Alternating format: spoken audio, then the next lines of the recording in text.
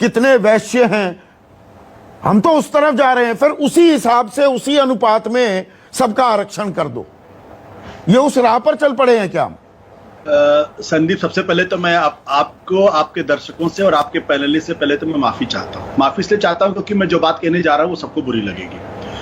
मुझे लगता है कि जाति भाव समाज में बढ़े तो बहुत अच्छा है। अगर इस देश के अंदर पिछड़े अपने हक की मांग करें, दलित अपने हक की मांग करें, आदिवासी अपने हक की मांग करें, तो उसको फौरन जातिवादी करार दिया जाता है। देखिए, लोग जातिवाद कर रहे हैं। लालू यादव, मुलायम सिंह यादव, मायावती, काशीराम अगर अपने वर्ग के लोगों के, अपने समाज के लोगों के हक की बात करते हैं तो इनको विशुद्ध तौर पर जातिवादी करार दिया जाता है। और जिस तरीके से इनका नाम लिया जाता है, लालू को ललुआ कहा जाता है, मुलायम को मुलायमा कहा जाता है, मायावती को मायावतिया कहा जाता है, काशीराम काशीरमा कहा जाता है, क्या इनके आने के पहले इस देश में जातिवाद नहीं था? क्या जातिवाद तो बुरी तरीके से था। क्या ब्राह्मण लोग अपनी शादी किसी और जात में करते थे? क्या यादव किसी और जाति में शादी करते थे? क्या वहां तो गोत्र भी देखा जाता था? तो जब जाति इस देश की सच्चाई है, हम उससे मुंह क्यों मोड़ रहे हैं? पहली बात तो ये। दूसरी बात, आज लोकतंत्र का तकाजा है तो देश के प्रधानमंत्री भी कहते हैं हमारी कैबिनेट में 27 लोग तो पिछड़ी जाति के हैं। उत्तर प्रदेश के अंदर चुनाव जीतना है तो आप कहते हैं 7 मिनिस्टर्स हमने लिए, 6 उसमें पिछड़े और दलित तबके के हैं। मेरा सवाल है कि हिंदुस्तान की जुडिशियरी में कितने प्रतिशत पिछड़े और दलित हैं? वहां पे आरक्षण क्यों नहीं होना चाहिए?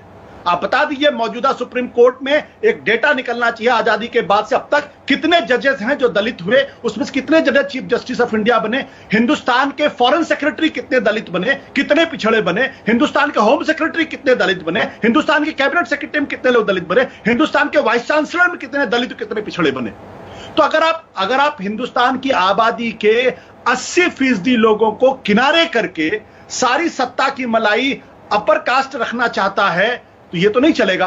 तो और जब वो पिछड़े गरीब नहीं है, अपर कास्ट में पिछड़े नहीं है, अपर कास्ट में ऐसे लोग नहीं हैं, जो सामान्य वर्ग है उसका दायरा सिकुड़ता चला जाएगा। मेरा सवाल वही, फिर तो आपकी जाति के आधार पर इस देश को पूरे को बांट दो कि इतने प्रतिशत ये लोग, इनको इतने प्रतिशत नौकरियां मिलेंगी। ये तो करना पड़ेगा। आज नहीं करोगे, कल आपको करना पड़ेगा। 1990 के पहले मंडल कमीशन लगाने के पहले कोई ये बात नहीं सोचता था, लेकिन मंडल कमीशन लगाने के बाद तो मतलब मेरिट के कोई मायने नहीं, मेरिट के कोई मायने नहीं, आपका जितनी आबादी उसी अनुपात में नौकरियां मिलेंगी। मेरिट एक इतना बड़ा तिलस्म, इतना बड़ा छलावा है जिसको जितनी जल्दी हम छोड़ दें तो बहुत अच्छा है। इस देश के अंदर मंडल कमीशन लागू हुआ 1991 के बाद से हिंदुस्तान ने प्रगति किया, हिंदुस्तान पीछे चला गया? आप मुझे बताइए। हिंदुस्तान के अंदर जब कोवेलिशन पॉलिटिक्स थी तब हिंदुस्तान की जीडीपी आगे बढ़ी या पीछे चली गई? ये जो कहा जाता है कि मेरिट तो फिर आप जिंदगी भर जो विकास हुआ वो आर्थिक सुधारों के चलते हुआ या सामाजिक सुधार के चलते हुआ? अभी उदित राज कह रहे हैं प्राइवेट सेक्टर में कितनी रिजर्वेशन है? ज्यादा विकास तो सकल घरेलू उत्पाद में विकास दर में इजाफा जो हुआ वो तो कॉर्पोरेट इंडिया के चलते हुआ ना, वहां कौन सी रिजर्वेशन है? मुझे लगता है जितनी जल्दी कॉर्पोरेट इंडिया में पिछड़ों और दलितों को भागीदारी मिल जाए उतना अच्छा है, नहीं तो छीन लेंगे ये लोग। और मैं आज कह रहा हूं आपसे, ये कोई एहसान नहीं कर। अभी मैं गुरुप्रकाश जी को सुन रहा था, उन्होंने कहा था पिछड़ों को, दलितों को मेन स्ट्रीम में लाना। आप कौन होते हो लाने वाले भाई? आज भी आपकी वही मेंटर मानसिकता है कि हम एहसान कर रहे हैं, हम आपको मेन स्ट्रीम में लाने वाले। वो मेन स्ट्रीम में है, वो मेन स्ट्रीम में आके छीन लेंगे। आज आपने जुडिशरी में उनको रिजर्वेशन नहीं दे रखा है, आज आपने वाइस चांसलर्स उनको बनाने नहीं दे रहे। हिंदुस्तान की तमाम यूनिवर्सिटीज को आप देख लीजिए, वहां पे प्रोफेसर्स की संख्या अगर आप निकाल लीजिए, उसमें जाति विशेष के लोगों का 90% कब्जा है और बाकी की जो 80% आबादी है उनको 10% भी रिप्रेजेंटेशन नहीं। क्यों? आप साउथ अफ्रीका की क्रिकेट टीम का उदाहरण लीजिए। अभी लेटेस्ट उनका गाइडलाइन है ये, उन्होंने कहा 2022 के बाद से 11 में से 7 लोग कलर्ड होंगे, जिसमें से 7 लोग कलर्ड होंगे, 4 व्हाइट होंगे। साउथ अफ्रीका की क्रिकेट टीम कमजोर है क्या? जो मेरिट की बात करने वाले लोग हैं, क्या साउथ अफ्रीका की टीम कमजोर है?